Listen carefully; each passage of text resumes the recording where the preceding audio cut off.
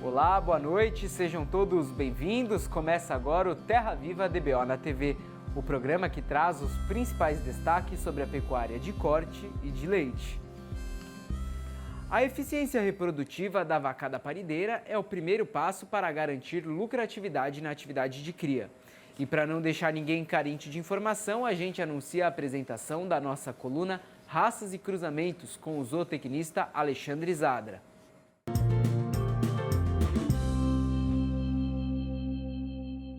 E a pergunta de hoje é do Lauro Neto, que esqueceu de mencionar de qual cidade ele é, mas falou que fica no leste de Minas Gerais.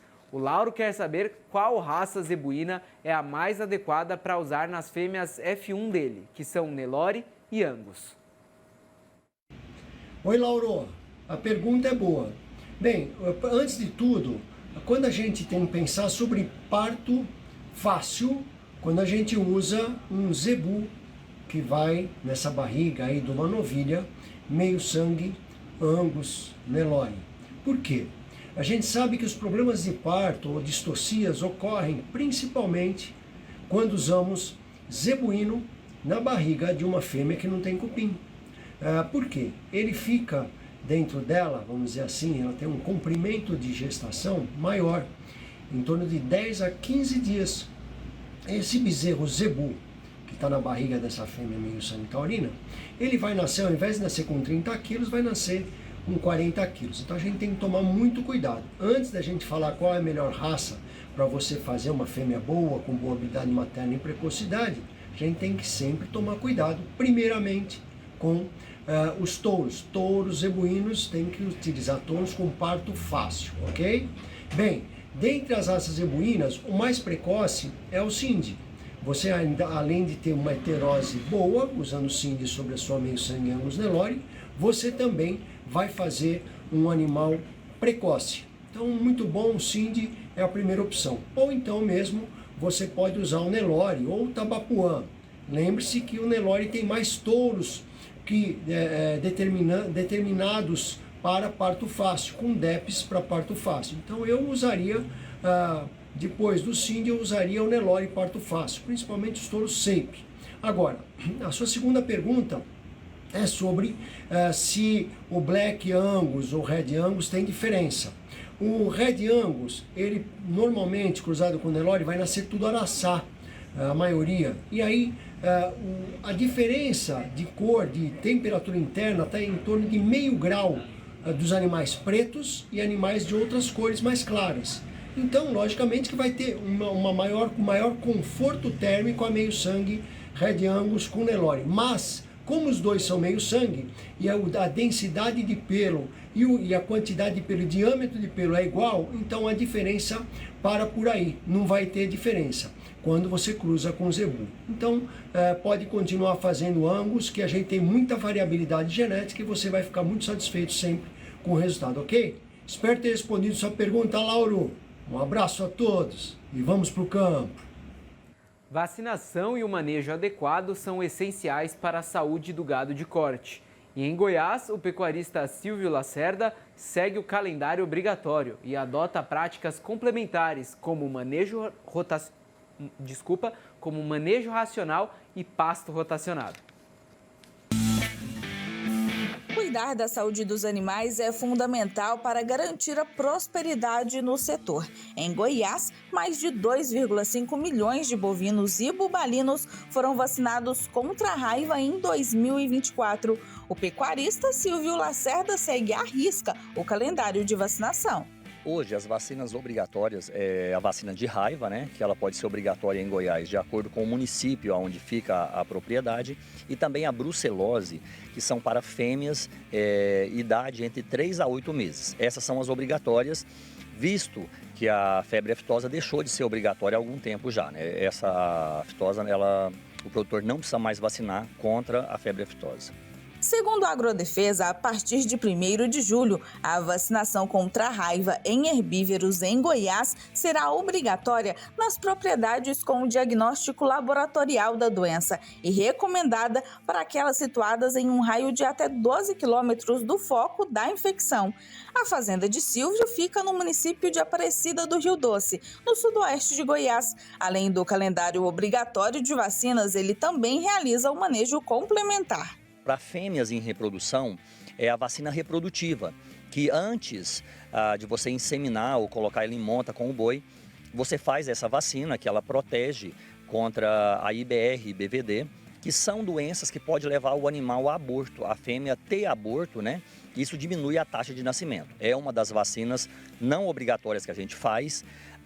Tem também as clostridioses, né, que o pessoal fala carbúnculo, manqueira, mas é uma gama de doenças que são protegidas quando você vacina contra as clostridioses e além também de vermífugos que não são vacinas, mas acaba ajudando também na proteção e sanidade do animal.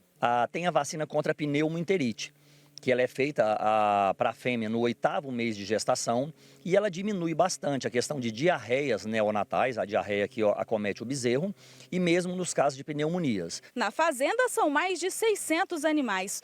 O pecuarista adotou uma racional, por isso os animais são mais dóceis e o comportamento muito mais calmo. Até mesmo para a pastagem eles conseguem chegar bem pertinho da gente.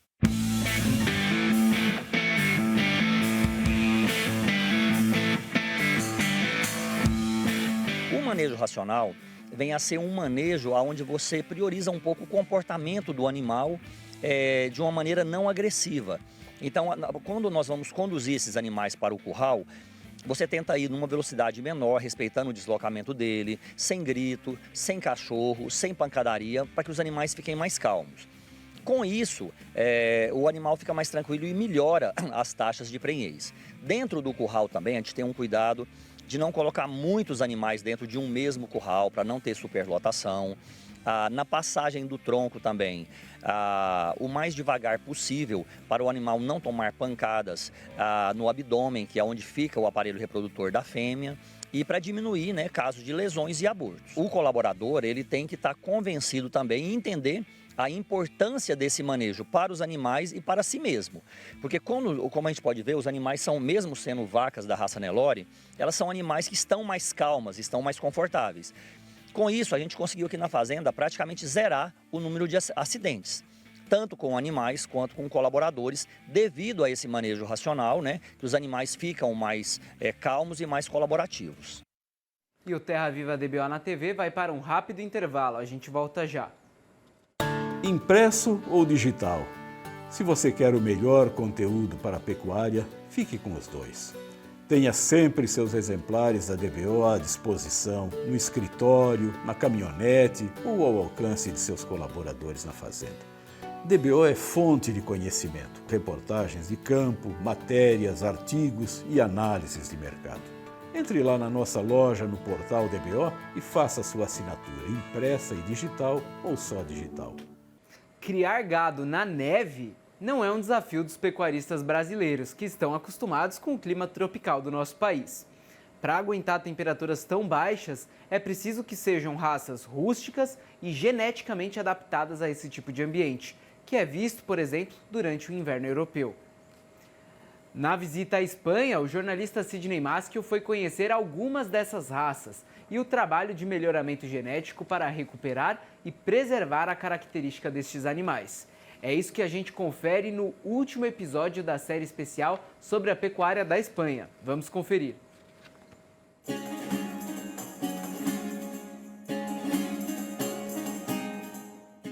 A pecuária bovina da Espanha é formada por cerca de 40 raças puras que foram se desenvolvendo ao longo dos séculos por um processo de seleção natural, cada uma com características próprias, conforme as condições particulares das suas diferentes regiões de origem no país. Chamadas aqui de raças autóctones, muitas delas foram sendo esquecidas e praticamente abandonadas pelos criadores e correram grave risco de extinção. mas foram resgatadas e salvas do desaparecimento por um forte trabalho de melhoramento genético feito pelos cientistas e por entidades representantes dos próprios pecuaristas. Dentro do rebanho espanhol, nós temos várias raças. Raças que são consideradas de fomento e raças em perigo de extinção. No caso, representam a raça de fomento, que é a Asturiana dos Vales, uma raça do norte da Espanha, uma raça que nós chamamos de autóctone. Selecionada para a produção de carne, tanto como raça pura, quanto para cruzamentos industriais, tanto de carne quanto de leite. Além de formarem a base da pecuária espanhola, estas raças também estão rompendo as fronteiras do país e avançando em terras estrangeiras, por meio da exportação de reprodutores ou de material genético para inseminação artificial.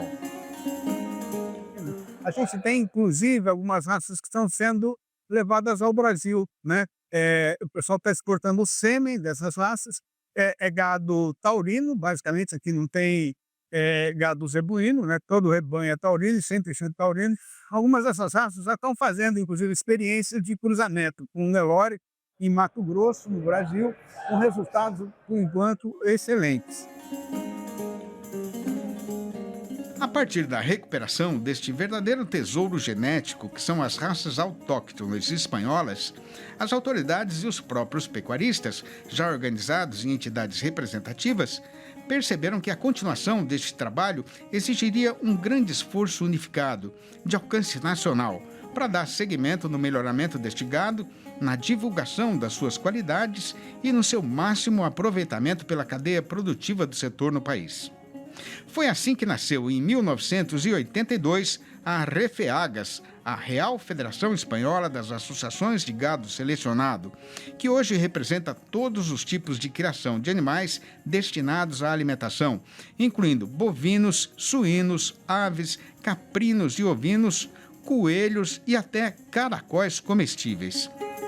A Real Federação das Associações de Gado Selecionado reúne as entidades de gado de raças puras da Espanha, colabora com iniciativas públicas como o Ministério e comunidades autônomas em atividades de promoção, de divulgação dessas raças, assim como projetos de investigação e inovação em pecuária e feiras em toda a Espanha, e também atividades de promoção e exportação de maneira internacional.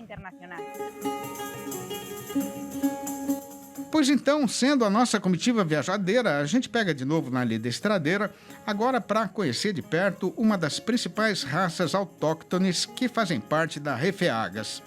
O nosso destino é a província de Ávila, uma região montanhosa com altitudes que chegam a mais de 1.100 metros acima do nível do mar. A capital, que também se chama Ávila, é esta cidade medieval, fundada há mais de 1000 anos, considerada como patrimônio cultural da humanidade e conhecida no mundo inteiro por causa da grande muralha que cerca a sua parte mais antiga, até hoje muito bem conservada, e também pelas suas belíssimas e monumentais igrejas que contam um pouco da história da região e da própria formação do Reino de Espanha. Assim como várias regiões aqui da Espanha, Ávila também tem a sua própria raça de gado, que é essa aqui, olha, Avilenha Negra Ibérica. Bonita, né?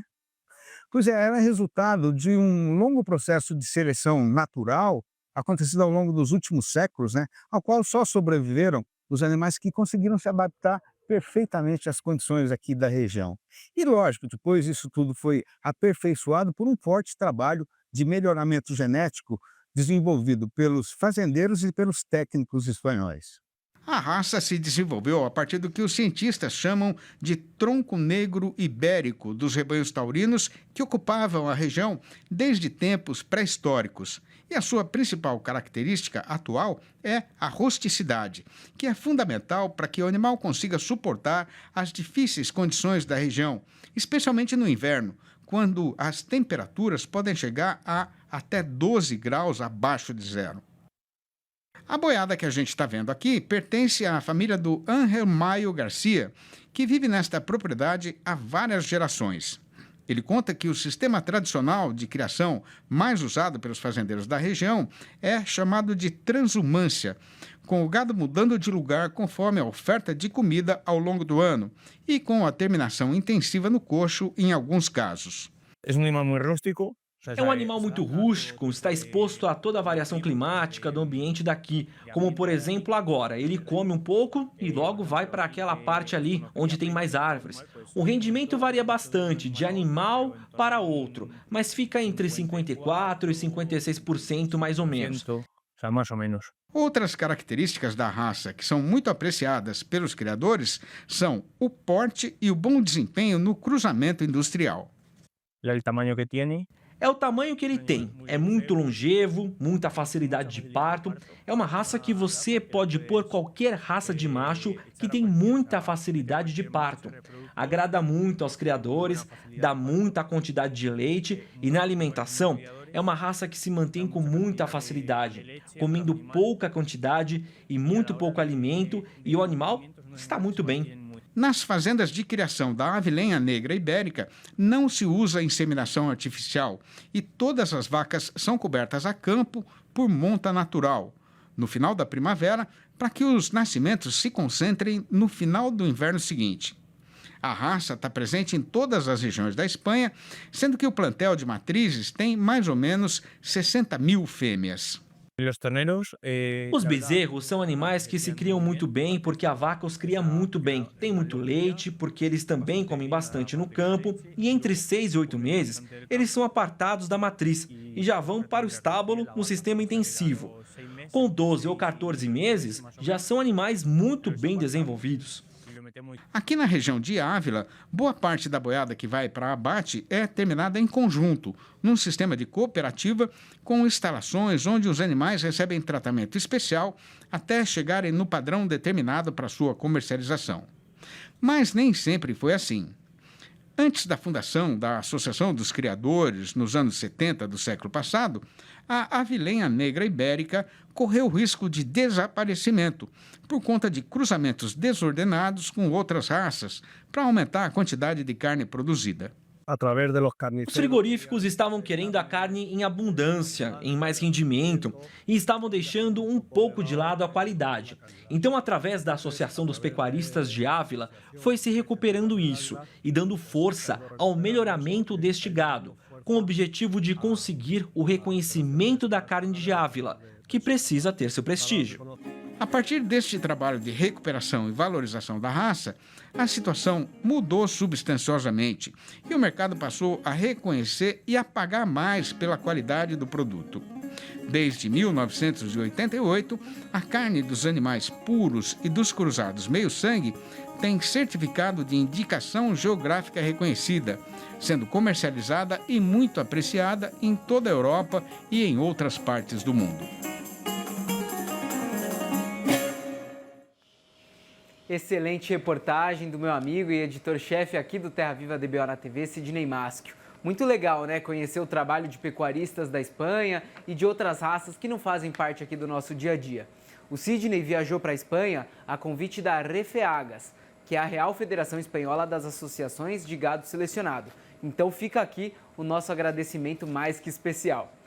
E olha, se você perdeu algum dos 3 episódios ou quer rever a série completa, é só acessar o canal do YouTube do canal Terra Viva e procurar pela playlist especial Pecuária Espanha. E deixa um comentário lá falando o que você achou dessa reportagem. No próximo bloco, você confere o fechamento do mercado do boi gordo nas principais praças boiadeiras do país. Terra Viva DBO na TV, volta já. Como anda a sua saúde? Marcou consultas e está esperando há semanas por um retorno? Além de toda essa demora, você ainda enfrenta o trânsito e deslocamento? E se a sua saúde pudesse estar na palma da sua mão sem sair de casa? Com o E-Saúde Assist, você tem acesso a especialidades médicas, a escolher mais médicos de plantão 24 horas por dia, onde quer que você esteja. E tudo isso a partir de R$ 29,90 ao mês, sem pagar consulta adicional. É só acessar nossa plataforma, escolher a especialidade, agendar a melhor data e horário. Pronto, atendimento médico marcado, sem perder tempo com o deslocamento. Aproveite toda a conveniência de um plano de assistência completo para você e sua família, com telemedicina e teleconsulta de qualidade. E-Saúde Assist, sua saúde é prioridade e agora cabe no seu bolso. Estamos de volta e vamos conferir o fechamento do mercado do boi gordo desta quinta-feira.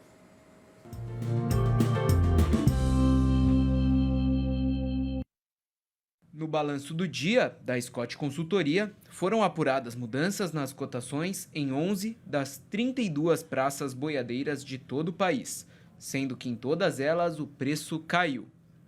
A lista das quedas foi encabeçada pelo norte de Minas Gerais, onde o boi caiu para R$ 290, a prazo e ainda sem descontar o fundo rural. No norte do Tocantins, o preço do macho reduziu para R$ 288. E no sul tocantinense, o boi sai agora por R$ 291 por arroba. No sudeste de Rondônia, a queda foi por conta da fêmea, que é vendida agora por R$ 250 redondos. No norte do Mato Grosso, a queda foi geral. O boi caiu para R$ 315 e a vaca para R$ 293. No sudoeste do Mato Grosso, o preço do macho foi derrubado para R$ 316 e o da fêmea para R$ 293. E no sudeste mato-grossense, o boi engordado sai por R$ 316. Em Dourados, no Mato Grosso do Sul, o macho caiu para R$ 315 e a fêmea para R$ 295 por arroba. No sul de Goiás, o boi agora sai por R$ 297. No oeste do Rio Grande do Sul, o boi caiu para R$ 10,85 o quilo vivo, ou R$ 325,50 por arroba. E a fêmea para R$ 9,90 se for vendida por quilo vivo. Se o negócio for feito por arrobas, o preço dela sai R$ 297. E fechando a lista, em Pelotas, no Rio Grande do Sul, a vaca caiu para R$ 10,20 o quilo vivo, ou R$ 306 por arroba. O Terra Viva DBO na TV fica por aqui. Obrigado por estarem com a gente e uma ótima noite a todos.